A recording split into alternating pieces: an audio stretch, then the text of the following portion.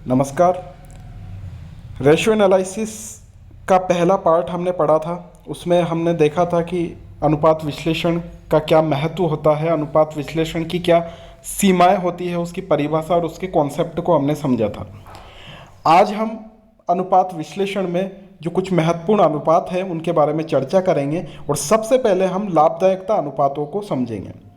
लाभदायकता अनुपातों का theoretical portion आज हम पढ़ेंगे, जिसमें हम इन अनुपातों के बारे में पहले समझेंगे और फिर अगली क्लास में हम उसके कुछ प्रैक्टिकल क्वेश्चन को करेंगे।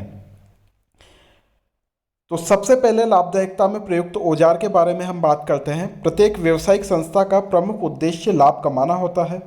लाभ स्थायित्व व दीर्घकाल तक प्राप्त करने के लिए व्यावसायिक संस्थाओं द्वारा उपलब्ध साधनों का सर्वोत्तम प्रयोग करना चाहिए। लाभदायकता किसी भी व्यावसायिक संस्था के इंजन के समान ही होती है, जो संस्था और व्यापार प्रगति का सूचक एवं मापक है। लाभ संस्था की योग्यता का परीक्षण है और प्रबंध संस्था के नियंत्रण की माप है। यह कर्मचारियों के लाभों का स्रोत भी है।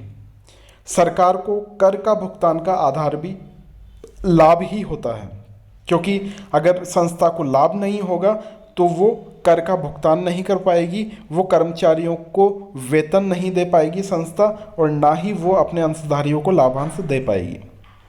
उपभोक्ताओं द्वारा अच्छी किस्म के माल की मांग हेतु संकेत देता है तथा व्यावसायिक विस्तार हेतु आवश्यक पूंजी एकत्रित करने में सहायक होता है। किसी भी व्यावसायिक संस्था की लाभदायकता वित्तीय साधनों के कुशलतम प्रयोग, लागतों की प्रकृति एवं बिक्री की मात्रा पर निर्भर करती है।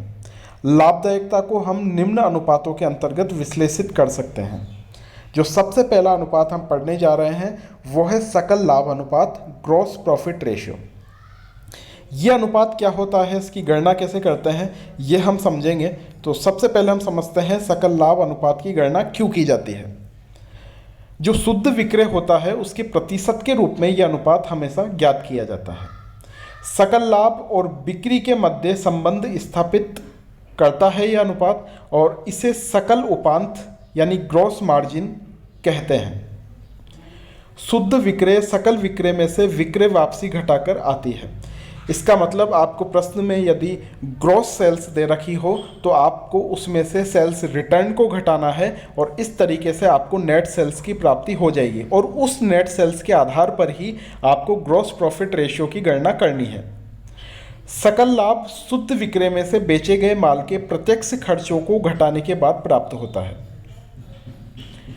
एक व्यापारिक संस्था की दृष्टि से बेचे गए माल की लागत खरीदे गए माल के मूल्य और इस माल पर हुए प्रत्यक्ष खर्च के योग के बराबर होती है। ध्यान से सुनिए फिर, एक व्यापारिक संस्था की दृष्टि से जो बेचे गए माल की लागत होती है, कॉस्ट ऑफ गुड्स सोल्ड, वो खरीदे गए माल के मूल्य और इस माल पर हुए प्रत्यक्ष खर्चे के योग के बराबर होती है। जबकि एक निर्माणी संस्था की हम बात करें तो यह कच्चे माल के क्रय मूल्य तथा उत्पादन व्यय का कुल योग होता है। तो सकल अनुपात ज्ञात करने के लिए हमारा जो सूत्र होगा वो ये होगा कि ग्रॉस प्रॉफिट रेशियो बराबर ग्रॉस प्रॉफिट बटे नेट सेल्स इनटू 100। अब हम बात करते हैं सकल लाभ अनुपात, जो कीमत होती है, विक्रय मात्राएं होती है और लागतें होती है, उनके मध्य संबंध को बताता है। इन तथ्यों में से किसी भी तथ्य में अगर परिवर्तन होता है तो उससे सकल लाभ अनुपात में भी परिवर्तन लाया जा सकता है। सकल लाभ वह सीमा निर्धारित करता है जिससे नीचे मूल्य पर विक्रय करना हानिकारक होगा। सामान्यतः जो ग्रॉस प्रॉफिट रेशियो होता है वो जितना हाई होगा उतना ही अच्छा माना जाएगा, क्योंकि एक हाई लेवल का ग्रॉस प्रॉफिट रेशियो निम्न कारकों के प्रभाव का परिणाम होता है। इसका मतलब होता है कि विक्रय मूल्य में वृद्धि की गई हो लेकिन बेची गई वस्तु की लागत पहले के जैसी ही हो, तो इसका मतलब है ग्रॉस प्रॉफिट रेशियो बढ़ेगा। इसी प्रकार अगर हम विक्रय मूल्य को वैसे ही रखें, यथावत रखें, लेकिन बेची गई वस्तु की लागत को हम कम कर दें तो भी हम मान के चलते हैं कि ग्रॉस प्रॉफिट रेशियो ज़्यादा आएगा। इसके अलावा विक्रय मूल्य और बेची गई वस्तु की लागत दोनों में परिवर्तन का सामूहिक प्रभाव सकल लाभ अनुपात में वृद्धि का प्रतीक है। विक्रय मिश्रण इसी तरह का हो कि ऊंचे उपांत वाली वस्तुओं की बिक्री अधिक हो, तब भी ग्रॉस प्रॉफिट रेशियो हाई आता है, और प्रारंभिक स्कंद जिसे हम ओपनिंग स्टॉक कहते हैं उसका जो मूल्यांकन है वो कम मूल्य पर हो, तथा क्लोजिंग स्टॉक का मूल्यांकन यदि अधिक मूल्य पर हो तो भी ग्रॉस प्रॉफिट रेशियो अधिक आता है। एक नीचा ग्रॉस प्रॉफिट रेशियो निम्न कारणों से हो सकता है। उसमें जो पहला कारण है वो है कि हम विक्रय की मात्रा में वृद्धि करने के लिए विक्रय मूल्य में काफ़ी कमी कर दें, लेकिन बेची गई वस्तु की लागत अनुपातिक रूप से कम नहीं करें। इसके अलावा जो सेल्स वैल्यू है वो ठीक पहले जैसे ही हो, लेकिन हम जो बेचे गए माल की लागत है, कॉस्ट ऑफ गुड्स सोल्ड है, उसमें वृद्धि कर दें।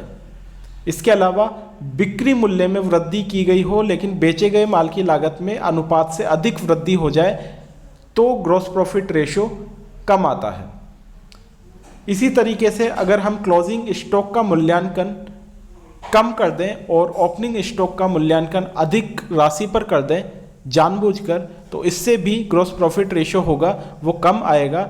और आखिरी बिंदु है इस क्रम में, संयंत्र और अन्य स्थायी संपत्तियों में अति विनियोग कर दें तो उसके कारण उत्पादन लागत बढ़ जाती है और उससे भी ग्रॉस प्रॉफिट रेशियो कम आता है।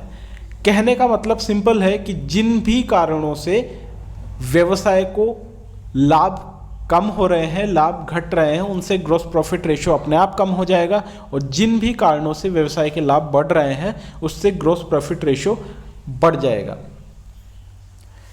इस अनुपात को निकालने का उद्देश्य क्या है, इसका महत्व क्या है, उसे हम समझते हैं। तो सकल लाभ अनुपात विक्रय मूल्य की पर्याप्तता तथा व्यापारिक क्रियाओं की कार्यकुशलता का एक विश्वसनीय मापदंड होता है और इस अनुपात का कोई मानक स्तर नहीं होता है। विभिन्न व्यवसायों में ये अलग अलग प्रकार का होता है। इतना अवश्य होना चाहिए जिससे प्रशासनिक और विक्रय खर्चों की पूर्ति हो सके, स्थायी खर्चों की पूर्ति हो सके तथा लाभांश और कोषों के लिए उचित राशि उपलब्ध हो सके। सकल लाभ अनुपात के आधार पर एक फर्म के विभिन्न वर्षों की या एक फर्म की अन्य फर्मों से तुलना की जा सकती है, जिससे कार्यकुशलता का संकेत मिल सकता है। इस अनुपात को निकालने का उद्देश्य निम्न हो सकते हैं। पहला उद्देश्य हो सकता है कि विक्रय मूल्य को इस प्रकार निर्धारित किया जाए जिससे सकल लाभ से संचालन खर्चों की पूर्ति हो सके तथा लाभांश और संचयों के लिए उचित राशि उपलब्ध हो सके। अगला इसका उद्देश्य हो सकता है ये पता लगाना कि हानि की स्थिति में आए बिना विक्रय मूल्यों में कितनी कमी की जा सकती है। और तीसरा इसका उद्देश्य हो सकता है विभिन्न वर्षों के ग्रॉस प्रॉफिट रेशियो में काफ़ी उतार चढ़ाव हो तो उनका विश्लेषण करने के लिए इस अनुपात की गणना की जा सकती है। सकल लाभ अनुपात हमने पढ़ा। अब हमारा जो अगला अनुपात है वो है शुद्ध लाभ अनुपात, नेट प्रॉफिट रेशियो। इसे हम समझते हैं। इसके नाम से ही पता चल रहा है कि इसमें हम शुद्ध लाभ को आधार बनाएंगे और शुद्ध बिक्री को ही आधार बनाएंगे। शुद्ध लाभ और शुद्ध बिक्री के आधार पर ये रेशियो ज्ञात करेंगे। यहाँ पर शुद्ध बिक्री का मतलब वही है जो हम ग्रॉस सेल्स में से सेल्स रिटर्न को घटाने के बाद प्राप्त करते हैं। तो नेट प्रॉफिट रेशियो की गणना करने के लिए शुद्ध लाभ एवं विक्रय के मध्य संबंध स्थापित करेंगे। विक्रय पर शुद्ध लाभ मार्जिन भी इसे हम कहते हैं। और यह अनुपात संस्था की जो संपूर्ण क्रियाएं होती हैं उनकी कुशलता की जांच के लिए किया जाता है। यह अनुपात विक्रय राशि का वह शेष बताता है जो कि समस्त लागत, भार, खर्चे घटाने के बाद स्वामियों के लाभांश और पुनर्विनियोग हेतु बचता है। शुद्ध लाभ अनुपात का सूत्र निम्न प्रकार है। Net profit ratio is equal to net profit upon net sales into 100। यह अनुपात जितना ज़्यादा होगा व्यवसाय के लिए उतना ही अच्छा माना जाएगा और यह अनुपात जितना कम होगा व्यवसाय की स्थिति उतनी ही खराब मानी जाएगी। इस अनुपात को निकालने का उद्देश्य क्या है, इस अनुपात का महत्व क्या है, वो हम जान लेते हैं। तो शुद्ध लाभ अनुपात व्यवसाय की संपूर्ण कार्यकुशलता को स्पष्ट करके रख देता है। यह अनुपात जितना ज़्यादा होगा, लागत नियंत्रण तथा कार्य संचालन की कुशलता का उतना ही अच्छा प्रतीक माना जाएगा। इस अनुपात के आधार पर फर्म के जो विभिन्न वर्ष होते हैं उनकी कार्यकुशलता की प्रवृत्ति का विश्लेषण भी करते हैं। इस अनुपात की अधिकता व्यवसाय के स्वामियों की अधिक प्रत्यय का आधार भी बनती है। संचालन अनुपात जो हमारा अगला अनुपात है, ऑपरेटिंग रेशियो, इसकी गणना किस प्रकार करते हैं वो हम समझते हैं। संचालन का परिचालन या क्रियात्मक अनुपात संचालन लागत एवं विक्रय के बीच संबंध स्थापित करता है। अब यहाँ पर जो ऑपरेटिंग कॉस्ट है उसका क्या मतलब है ये हम समझ लेते हैं। तो ऑपरेटिंग कॉस्ट का मतलब है बेचे गए माल की लागत तथा जो अन्य संचालन खर्चे हैं उनका योग, अर्थात cost of goods sold plus other operating expenses. इसके आधार पर वस्तु को बनाने और बेचने में किए गए खर्चों की मात्रा और सीमा का मापन संभव है। इस अनुपात का शुद्ध लाभ अनुपात से गहरा संबंध है, जो 100 में से शुद्ध लाभ अनुपात घटाकर ज्ञात किया जा सकता है। अर्थात जब हम नेट प्रॉफिट रेशो ज्ञात करते हैं उसको अगर हम 100 में से घटा देते हैं तो जो अनुपात बचेगा, जो रेशो बचेगा, उसे ही हम इस अनुपात के नाम से जानेंगे, ऑपरेटिंग रेशो के नाम से जानेंगे। संचालन अनुपात को कुल लाभदायकता का आंशिक सूचकांक भी हम कह सकते हैं, किंतु इसे वित्तीय स्थिति की जांच का माप नहीं माना जा सकता है, क्योंकि इसके लिए वित्तीय एवं असामान्य मदों का ध्यान रखना आवश्यक है। यदि किसी संस्था में गैर संचालन आय एवं कुल आय का महत्वपूर्ण अंश हो तो संचालन अनुपात से निष्कर्ष नहीं निकाले जा सकते हैं। इस अनुपात के आधार पर निष्कर्ष निकालने से पहले प्रति वर्ष खर्चों में होने वाले परिवर्तन के कारण परिवर्तित हो जाते हैं। इस प्रकार कुछ खर्चे ऐसे होते हैं जो संस्था के नियंत्रण के बाहर हो जाते हैं। एक ही उद्योग की विभिन्न कंपनियों के संचालन अनुपातों के अध्ययन द्वारा अनेक महत्वपूर्ण निष्कर्ष निकाले जा सकते हैं।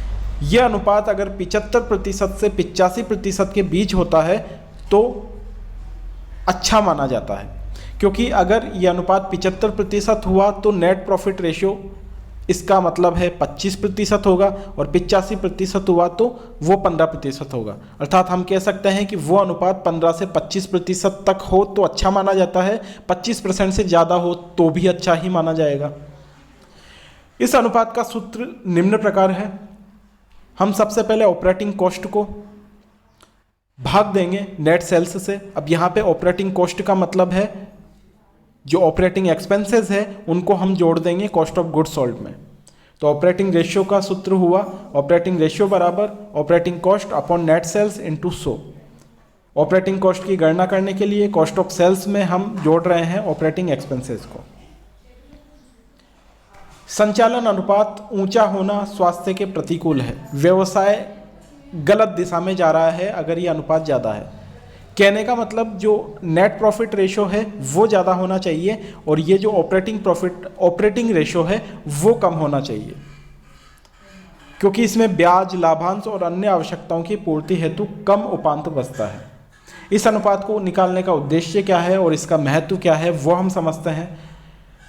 जो ऑपरेटिंग रेशियो होता है वो व्यवसाय और प्रबंध की कार्य संचालन की कुशलता का मापदंड है। यह अनुपात इस तथ्य को स्पष्ट करता है कि बिक्री का कितना प्रतिशत माल की लागत और संचालन खर्चों में लग जाता है। संचालन अनुपात जितना कम होगा उतना ही अच्छा माना जाएगा, क्योंकि यह लाभांश और कोष इन सभी के लिए उतनी ही अधिक राशि उपलब्ध करा सकता है। अगला अनुपात इस क्रम में हम पढ़ रहे हैं व्यय अनुपात, एक्सपेंसेस रेशियो। व्यय अनुपात क्या होता है इसे हम समझते हैं। व्यय अनुपात संचालन अनुपात के पूरक के रूप में होते हैं, जो विभिन्न व्ययों के विभिन्न मदों के खर्चों का विक्रय से अनुपात ज्ञात करते हैं। संचालन अनुपात में यदि वृद्धि होती है तो उसके कारण संचालन अनुपात बढ़ जाता है। इस प्रकार का विश्लेषण समान संस्थाओं के अनुपातों के तुलनात्मक अध्ययन में सहायक होता है। एक ही संस्था के जो विभिन्न वर्ग होते हैं उनके खर्चे अनुपातों का विश्लेषण करके वे विशेष की प्रवृत्ति ज्ञात कर सकते हैं। व्ययों का विश्लेषण परिवर्तनशीलता के आधार पर भी किया जा सकता है। व्ययों का निष्कर्ष निकालते समय यह ध्यान में रखना चाहिए कि यदि किसी व्यय की राशि स्थिर है तो विक्रय में वृद्धि से इसका अनुपात कम हो जाएगा, किंतु एक परिवर्तनशील खर्चे के अनुपात में परिवर्तन नहीं होगा, क्योंकि यह विक्रय में परिवर्तनों से प्रत्यक्ष रूप में प्रभावित होता है। इन अनुपातों के लिए निम्न सूत्र का हम प्रयोग करते हैं। Expenses ratio is equal to nature of expenses upon net sales into 100, यानी व्यय की प्रकृति को हम भाग देंगे शुद्ध विक्रय से और 100 से गुणा कर देंगे। यह अनुपात जितना कम होगा व्यवसाय की लाभदायकता उतनी ही अच्छी मानी जाएगी, अर्थात यह अनुपात कम आना चाहिए। इस अनुपात को निकालने का उद्देश्य क्या है और इसका महत्व क्या है, यह हम समझ लेते हैं। व्यय अनुपातों से व्यवसाय की प्रबंधकीय कुशलता और लाभार्जन क्षमता का ज्ञान होता है। इस अनुपातों की प्रबंध द्वारा निर्धारित मानक अनुपातों से तुलना की जाए तो व्यय की प्रत्येक मद में बचत या अति व्यय की जानकारी प्राप्त हो जाती है। अति व्यय होने पर इसे नियंत्रित करने का प्रयास प्रबंधक द्वारा किया जाता है। तो ये कुछ अनुपात थे।